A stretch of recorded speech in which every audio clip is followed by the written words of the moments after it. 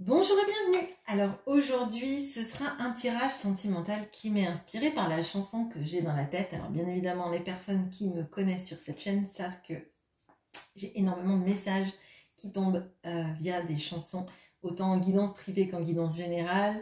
Donc je vais me laisser porter. Et cette chanson, c'est la chanson de Michel Berger, Quelques mots d'amour. Et j'ai notamment la partie du couplet qui dit « Il manque quelqu'un près de moi, je me retourne, tout le monde est là. D'où vient ce sentiment bizarre que je suis seule parmi tous ces milliers de personnes qui ne veulent que quelques mots d'amour. » J'ai peut-être... je suis peut-être en mauvaise parole pour la fin, mais c'est ce qui me revient dans la tête sans arrêt. Et donc, je vais aller regarder du côté de votre autre, pourquoi ce sentiment de solitude, pourquoi ce sentiment qu'il manque quelqu'un à sa vie alors qu'il ou elle a l'impression d'être très entouré. Alors, je vais aller chercher le personnage masculin. Bien évidemment, c'est un significateur, ça n'exclut pas le fait que vous puissiez aimer une femme, ou que vous puissiez même être un homme qui aime un homme ou une femme qui aime une femme. Ok? Allez, qu'est-ce qui se passe vis-à-vis de cette personne qui se sent seule et qui est pourtant très entourée?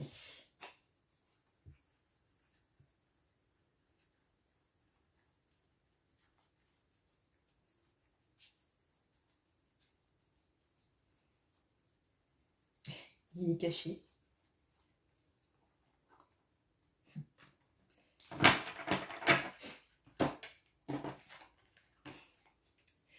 On a les chemins, on a le significateur masculin et on a les quelques mots d'amour, l'amour. Ok. Donc on voit cette personne qui est en train de regarder les chemins qui sont à gauche de lui. Enfin, du coup, c'est à droite pour vous parce que la caméra est inversée, mais c'est chemin, lui et le cœur.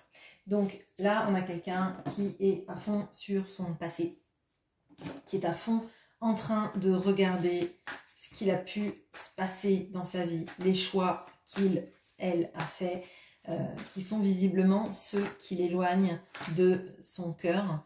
On voit qu'il tourne le dos à son cœur et pour moi, les choix que cette personne a fait dans le passé l'ont éloigné de l'amour qui lui manque. Et c'est pour ça que cette personne, elle se sent seule. Ses choix de vie ont conditionné son sentiment de solitude, son sentiment de passer à côté de l'amour. Donc là, il y a des gros regrets, hein, je le sens comme ça. Je vais aller regarder avec mon tarot, c'est le Light Seers que j'utilise, où sont les regrets dans ce tarot, avec quoi ces regrets sont liés. Puis après, on va regarder, vous, comment vous apparaissez dans la vie de cette personne.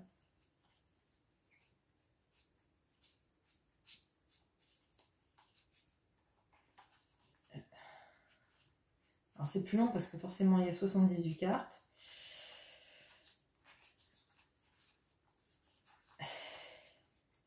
J'espère que ça va pas être les dernières.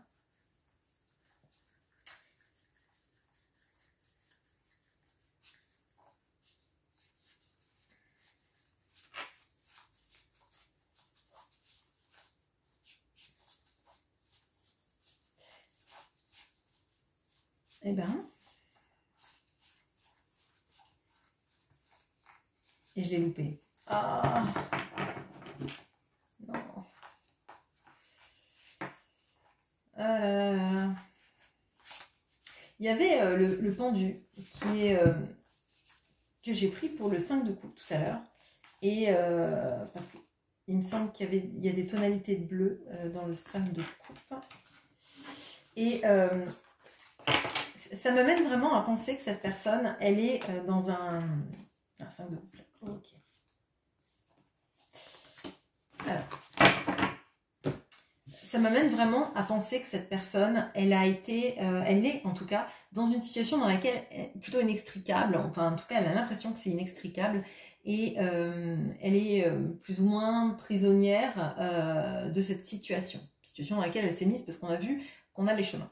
Alors, les regrets sont avec la grande prêtresse et sont avec le 10 de coupe, le 10 de coupe qui est en alignement parfait avec le cœur, l'amour. Bon, alors cette personne visiblement, il y a des choses qu'elle ne vous a pas dit, qu'elle ne vous a jamais avoué, qu'elle ne vous a jamais dévoilé sur ses sentiments, sur ce qu'elle ressentait. Elle a gardé tout à l'intérieur d'elle. Donc là, moi, je serais très étonnée qu'on ait quelqu'un qui a fait des déclarations d'amour dithyrambiques. Elle a pu faire des déclarations d'amour, mais c'était vraiment avec parcimonie. C'est vraiment ce que je ressens. Et elle a des regrets de la manière dont ça s'est passé, de ce qui n'a pas été dit et qui a enclenché tout un processus dans lequel on parle pas, c'est difficile. L'autre en fait notre en face ne se sent pas aimé, ne se sent pas une priorité et finalement se détourne aussi potentiellement. Même si on voit que lui a fait d'autres choix dans sa vie. Mais peut-être que les choix, si ce ne sont des choix de situation, ça peut être le choix de ne pas parler parce que trop peur d'être rejeté, trop peur que l'autre en face vous envoie valser ou vous dise bah, je ne partage pas ces mêmes sentiments. Mais ça, à mon sens, c'est des peurs que l'on a quand on est adolescent parce que on maîtrise pas l'amour, etc. Mais je crois qu'on risque rien à dire aux gens qu'on les aime. Si quelqu'un le prend mal en face, c'est quelqu'un qui a un problème. On peut très bien dire ben, je t'aime et que l'autre dise ben, merci, c'est flatteur, parce que c'est flatteur d'être aimé malgré tout. Je pense que ça fait du bien à tout le monde de se sentir aimé, même si ce n'est pas réciproque, et qu'en face, la personne, ben, au pire, elle va vous dire ben, merci, je suis flattée, mais ben, c'est pas mon cas. Et oui, ça fait mal, mais ça fait pas moins mal que ne rien dire, ça fait pas moins de mal que passer à côté de sa vie et à côté de son amour. Et moi, là, j'ai l'impression que la personne avait tellement, enfin, il avait tellement peur de dire ce qu'il ressentait, de dire tout ce qui pouvait le bousculer à l'intérieur, qu'il a préféré rien dire, qu'il a préféré vous laisser dans les doutes, l'inconnu, et vous empêcher ainsi de vous projeter avec lui. Bon. Et là, derrière, le regret, c'est que sa vie ne le comble pas autant que ce qu'il pense qu'il aurait pu être comblé auprès de vous. Le 10 de coupe, ça nous amène à la vie familiale stable, épanouissante, et si ce n'est même avec des enfants, ça peut être une famille recomposée, ça peut être tout simplement un couple en harmonie, un couple qui s'autosuffit, je dirais, où chaque jour est un jour magnifique qui se lève. On peut se prendre la tête, on peut se disputer, c'est pas grave à partir du moment où on dialogue et qu'on essaye d'apaiser les choses. C'est pas un manque d'amour de se disputer, si par contre il y a assez d'amour pour résoudre les problèmes et les disputes. Bon, et une volonté d'avancer ensemble surtout. Alors, on va les regarder. J'ai poussé ça. Vous, dans son cœur, pour lui, vous en êtes où?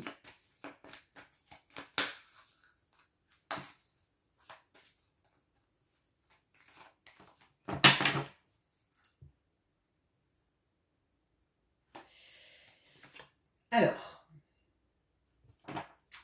il n'y a que 2 cartes, parce que vous étiez en dernière carte de la pile.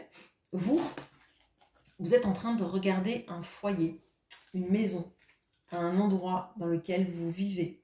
Alors, pour moi, cette personne vous estime, vous considère comme quelqu'un qui a un foyer. Alors, foyer, ça ne veut pas forcément dire un conjoint, mais qui a fondé son foyer, sa vie familiale, sa vie peut-être même sentimentale, d'accord. Il vous voit dans une stabilité. Il vous voit comme quelqu'un d'ancré dans sa vie, qui a des occupations et qui a, oui, fondé quelque chose dans sa vie. Il ne vous voit pas comme quelqu'un perdu, malheureux, malheureuse, triste, etc. Après, ça peut être aussi une réassurance. peut-être que cette personne se dit ça pour essayer de calmer un petit peu cette sensation de 5 de coupe, parce que si lui se sent malheureux seul et qu'il vous imagine malheureux seul mais ne fait rien, là on se dit il y a d'obstination. Alors, qu'est-ce qu'on peut me dire de plus sur justement cette façon qu'il a de vous imaginer dans votre vie?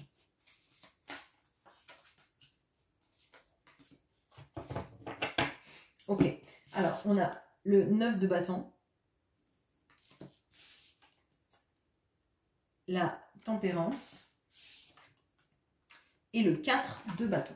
Alors, effectivement, cette personne vous voit comme dans une vie stable. Je le répète parce que le 4 de bâton, c'est la stabilité, c'est l'engagement, c'est le foyer, ça peut être aussi une notion de mariage. Hein.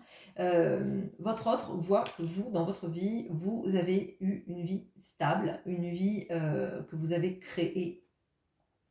Avec... alors, vous vous êtes équilibré. D'une certaine manière, cette personne voit que vous avez changé par rapport à la manière dont cette personne vous a connu, que vous avez su équilibrer différents pans de votre vie, peut-être trouver aussi des solutions dans votre vie pour l'amener dans quelque chose de plus stable, de plus effectivement équilibré, avec un dialogue plus serein, je dirais. Ok, avec la tempérance, on a ça. Cependant, il vous voit comme en repli par rapport à lui. Il y a une notion de se protéger de lui. C'est vraiment ce que je ressens, comme si en fait vous vous mettiez dans votre grotte sans lui laisser la possibilité d'entrer. Alors, peut-être que ce n'est qu'énergétique, parce que vous ne voyez pas cette personne et qu'elle ne vous parle pas. Mais là, moi, je sens qu'il se sent un petit peu au banc de votre vie. Mais peut-être parce que vous vous protégez, parce que cette personne a fait d'autres choix, n'a jamais rien dit, ne vous a pas laissé même, n'a même pas esquissé le fait qu'il tenait à vous. Ok, bon. Très bien. Alors, on va regarder maintenant si cette personne, elle a l'intention de vous parler de ce qu'elle ressent, parce que ce serait bien qu'elle passe de la grande prêtresse qui ressent les choses sans les dire, à quelqu'un qui dit ce qu'il ressent. Parce qu'en plus, la chanson que j'avais, c'est quelques mots d'amour. Donc les mots d'amour, ce sont des mots qui sont dits, hein, sinon ce sont des images d'amour. Ok, allez, on va chercher les oiseaux.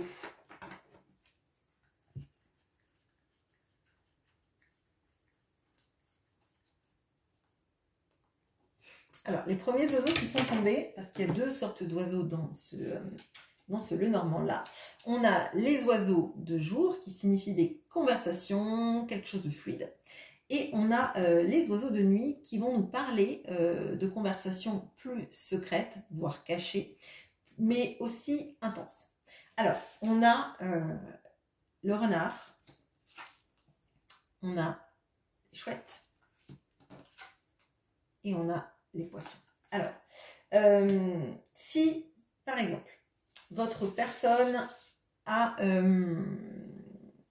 fait le choix d'une vie avec quelqu'un d'autre et que c'est quelqu'un qui est en couple actuellement, alors c'est quelqu'un qui ne vibre pas le bonheur conjugal, hein, clairement, mais c'est quelqu'un qui se sent épié, qui se sent surveillé, alors potentiellement pas libre des messages qu'il ou elle envoie, ou quelqu'un qui vraiment check directement son téléphone. Donc on voit quelqu'un qui veut vous contacter, mais de manière cachée. Potentiellement la nuit, quand tout le monde dort, ou potentiellement sur des applications où on ne peut pas retracer les messages, où on efface, vous voyez, enfin ce genre de choses. Bon. C'est quelqu'un qui est quand même vraiment sur ses gardes par rapport à ça. Mais c'est quelqu'un qui se dit qu'en fait, si cette personne ne le fait pas, il passe encore à côté de sa vie et il fait encore les mauvais choix et il n'attire pas l'abondance amoureuse dans sa vie. Clairement, là, c'est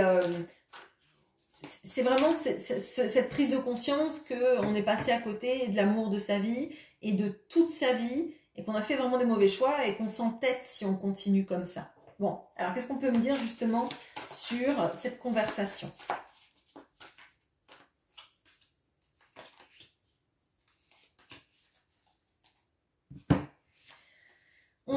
le pape, on a le 4 de denier et on a la tour. Alors, moi, ce que je ressens là, c'est qu'on a quelqu'un qui sait qu'effectivement, c'est primordial de s'expliquer, de parler. Si vous voulez, là, on a l'archétype sur... Excusez-moi, je vous montre parce que hop, ce sera plus simple. Hop. Là, on avait l'archétype de la grande prêtresse. Donc, la grande prêtresse, elle garde pour elle. Et c'est son regret d'avoir gardé pour elle les sentiments qu'elle pouvait avoir à votre égard. Ok. Là, maintenant, on a... Est-ce que vous voyez là? Non, vous ne voyez pas. Bon, bref. Le pape. Le pape, lui, c'est quelqu'un qui est un... qui enseigne, qui est un porte-parole. Enfin, le pape, c'est l'hiérophante, mais c'est pareil, c'est le pape et la papesse. D'accord? Ce sont les deux... ça pourrait être une sorte de couple. Enfin, c'est bizarre dit comme ça. Bon, bref. C'est quelqu'un qui parle, qui verbalise. C'est même quelqu'un qui peut être dogmatique, mais au moins c'est quelqu'un qui s'exprime. Ok? Et là, on voit que il est entre deux. Il a peur de s'exprimer parce qu'il y a quelque chose à perdre dans ce qu'il fait. Il y a quelque chose de perdre aussi ce qu'on a gardé à l'intérieur. Et une fois que ça sort, ben c'est plus à nous. Hein. On l'a donné à quelqu'un d'autre. On a transmis le relais, je dirais. Une fois que les choses sont dites, revenir derrière, revenir dessus, c'est compliqué. Surtout qu'on voit qu'il était taiseux vis-à-vis de ça, donc de ses sentiments. Donc c'est d'un coup, on dit les choses, mais on a cette sensation de perte et cette sensation qu'on va nous, pas nous juger, mais peut-être nous déposséder de ce petit trésor qui brûlait à l'intérieur de nous. Hein. Cet amour que potentiellement cette personne elle a gardé à l'intérieur d'elle, qu'elle regrette de ne pas avoir dévoilé. Il est quand même à l'intérieur d'elle, de cette personne en fait. C'est une sensation bizarre, mais moi je le ressens, vous voyez, comme quand on s'habitue à quelque chose, même à des situations qui sont difficiles, quand ça s'arrête, il y a une sensation de vide. Et pourtant, on est bien heureux que ça se soit arrêté, vous voyez. Mais parce qu'on s'est habitué, on a construit différents schémas de vie et de comportement par rapport à ça. Bon, bref. Et on voit que le dire, on voit que parler de ça, ça provoque la tour. Alors, ça provoque la tour, ça provoque une déstabilisation totale. Alors, deux choses. Soit cette personne, les messages finissent par être captés et du coup, ça va être compliqué dans sa vie, surtout en triangulaire. Soit ça la bouleverse totalement parler, parce que ça lui fait conscientiser en fait de tout ce qui aurait pu être fait avant et du fait qu'elle a construit sa vie sur quelque chose de pas solide. En opposition à vous qui avez su construire votre vie sur des bonnes fondations, je dirais. Mais parce que finalement, peut-être que vous n'avez pas eu le choix ou peut-être parce que vous avez eu une sorte de pulsion de vie qui fait que vous vous êtes dit, ben, c'est où ça ou alors je vais jamais m'en sortir, donc il faut que je me tire vers le haut. Bon. Et peut-être même qu'il y a deux choses. Peut-être qu'en disant ça, elle va se rendre compte effectivement que sa vie, elle est pourrie, mais je pense qu'elle est pourrie. Elle est basée sur des mauvaises bases. De toute façon, on voit qu'elle a des regrets, on voit qu'elle se sent seule. Enfin, si je me réfère à la chanson que j'ai dans la tête, forcément, on a de ça. Ok. Mais moi, j'ai l'impression qu'en fait, dire les choses, ça va les rendre réelles et impossible à fuir maintenant, en fait. C'est vraiment ce que je ressens. Ok. Alors maintenant, je vais aller chercher l'engagement vis-à-vis de vous. Est-ce que cette personne, après tout ça, va s'engager vis-à-vis de vous? Allez, on cherche l'anneau.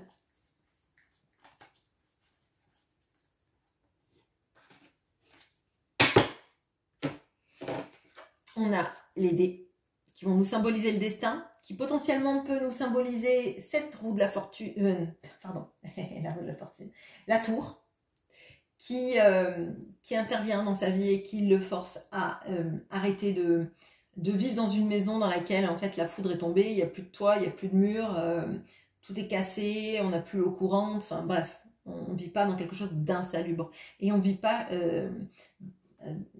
dans un endroit dans lequel on ne se sent pas en sécurité, dans une santé, etc.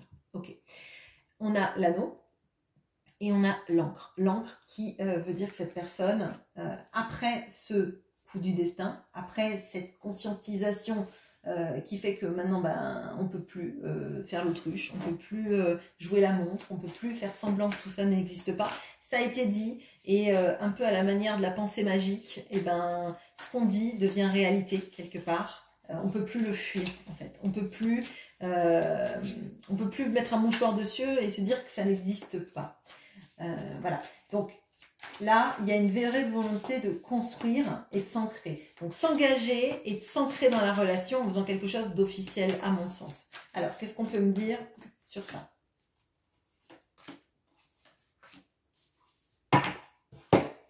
Alors, on a le 2 de denier. On a le 3 de coupe. Et on a le 8 de denier. Alors, là, on voit que cette personne, effectivement, dans sa vie, elle a voulu ménager beaucoup la chèvre et le chou. Je ne vous traite ni de chèvre ni de chou, mais c'est un petit peu ça. Jouer un peu à l'équilibre, être sur plein de tableaux à la fois, pas jamais perdre quoi que ce soit, essayer toujours de sortir à l'équilibre, voire gagnant de toutes les situations de sa vie. Bon. Ne rien perdre, essayer de maintenir une sorte de statu quo dans sa vie. Bon. Et cette personne, son envie, c'est de vous retrouver. Hein. Le 3 de coupe, ça peut être la fête, etc. Mais sous l'anneau, pour moi, ce sont des retrouvailles. Vous retrouvez et vous aimez, en fait. Et vous aimez, et forcément, une fois qu'elle a dit les choses, comme elle ne peut pas revenir dessus, voilà, si elle vous dit qu'elle vous aime et qu'elle vous a toujours aimé, forcément, on ne revient pas dessus. Bon. Et on a le 8 de denier, et pour moi, cette personne, elle va faire énormément d'efforts pour stabiliser la relation, pour l'ancrer. Ça vient vraiment beaucoup d'elle. Là, j'ai l'impression qu'en fait, il y a une sorte de notion de vous montrer qu'elle a grandi, vous montrer qu'elle a changé, vous montrer qu'elle peut travailler sur elle, sur la relation, pour en faire une sorte de havre de paix dans lequel vous seriez bien, en fait, tous les deux, dans lequel ça va plus bouger, ça sera stable, ça sera le bonheur, et ce sera la maison du bonheur, même à fort loyer, je suis preneur. Francis Lalanne, chanson très récente également. Voilà. Bon, j'espère que ce tirage vous aura parlé. Je vous souhaite une très bonne journée. À bientôt.